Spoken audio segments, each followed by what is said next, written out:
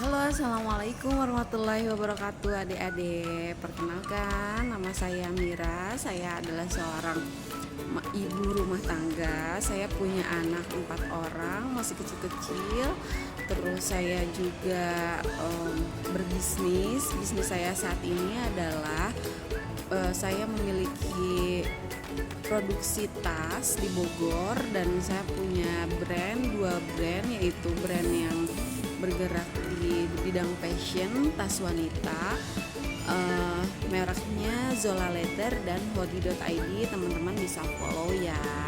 Kemudian teman-teman adik-adik yang mau berwirausaha, saya harapkan teman-teman semangat saat ini, karena jadi pengusaha itu asik loh, meskipun memang banyak prosesnya, banyak suka dukanya gitu. Cuman kita bisa mengatur waktu kita, terus bisa punya free time dengan keluarga, tidak terikat oleh waktu dan jam kerja. Nah, motivasi dari saya buat teman-teman adik-adik yang mau berwirausaha, yang pertama adalah cobalah memulai. Jadi kita mulai dari apapun yang memang bisa kita lakukan, atau misalnya dari hobi kita, atau dari lingkungan sekitar yang memang punya potensi gitu.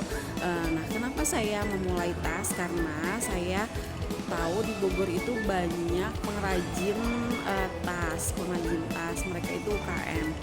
Nah, saya melihat di sini ada sumber daya, oleh karena itu saya tidak perlu jauh-jauh gitu. Jadi kita bisa mempelajari hal yang ada di lingkungan sekitar kita untuk dijadikan peluang. Jadi setiap yang kita lihat itu bisa dijadikan kesempatan. Misalnya nih, teman-teman sudah hobi menjahit misalnya gitu, terus mau mencoba bisnis. Nah, itu teman-teman bisa memulai dulu dari hal yang kecil. Pokoknya jangan langsung pengen besar gitu, karena bisnis itu tidak semerta-merta langsung sukses, langsung besar, tidak. Tapi semuanya mengalami proses, dari mulai hal yang kecil, jatuh bangun gitu. Itu tips yang pertama ya. Yang pertama adalah yang pertama adalah kita harus berani memulai. Nah, kemudian yang kedua adalah kita harus terus belajar dari apapun, belajar dari siapapun. Nah, belajar dari apapun itu maksudnya apa? Belajar dari lingkungan sekitar yang ada di tempat teman-teman, di tempat adik-adik. Terus kemudian belajar dari siapapun yang adik-adik temui. Misalnya belajar dari gurunya, atau misalnya belajar dari temennya yang sudah sukses, atau adik-adik bisa belajar lihat dari YouTube ya. Banyak sekarang startup yang memang dia baru memulai tapi sudah melejit usahanya. Namun ilmu yang mereka sharingkan sekecil apapun itu akan menjadi akan menjadi manfaat untuk kita membangun usaha. Itu yang kedua. Kemudian yang ketiga adalah jangan pernah menyerah.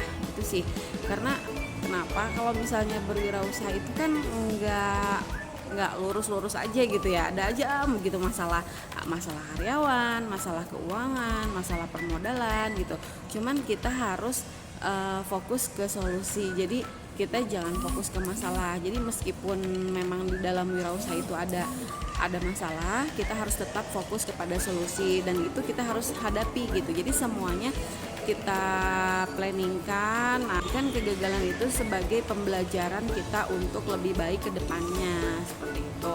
Nah, kalau misalnya kita sebagai pebisnis aja udah mudah menyerah, ya akan sulit untuk mempertahankan bisnis. Karena kan kalau misalnya kita mau berbisnis itu jatuh bangun, naik turun, nggak bisa flat, nggak kayak misalnya seperti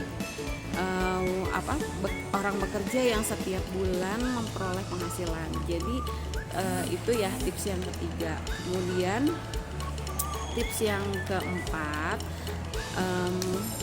keempat adalah jangan terlalu banyak takut gitu, jangan terlalu banyak ketakutan gitu. Jadi kita memang mental pewirausaha itu memang harus kuat gitu.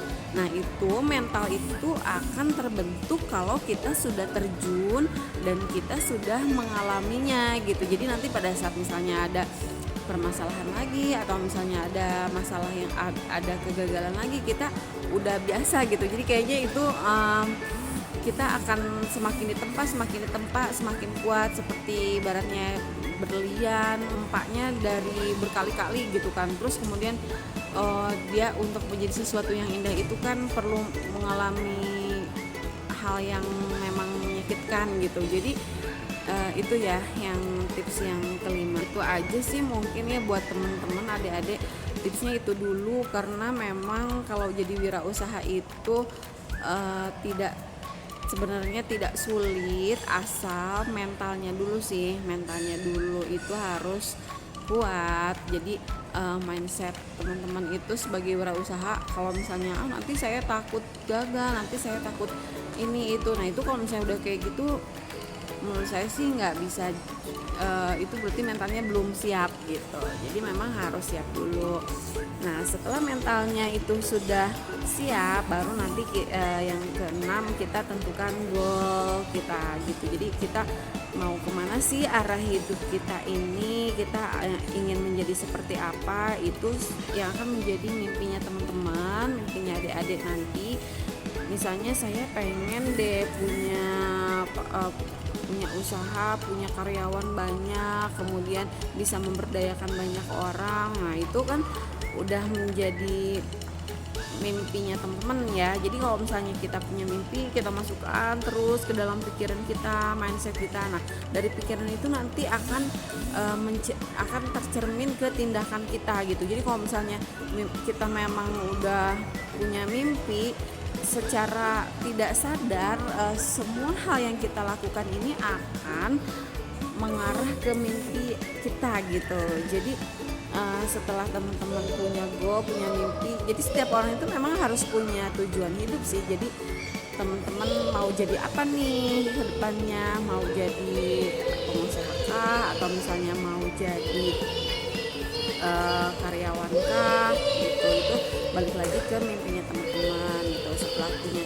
goal itu kan big goalnya, nanti teman-teman harus punya visi dan misinya, misalnya dengan cara apa sih kita untuk mencapai visi kita itu, untuk mencapai goal kita itu apa sih yang harus kita lakukan. Nah, itu memang harus diplanningkan step by stepnya akan seperti apa. Motivasi saya hari ini buat adik-adik yang memang mau berwirausaha, ayo semangat, karena saat ini banyak banget wirausaha yang masih muda, yang masih di bawah saya, tapi mereka sudah sukses.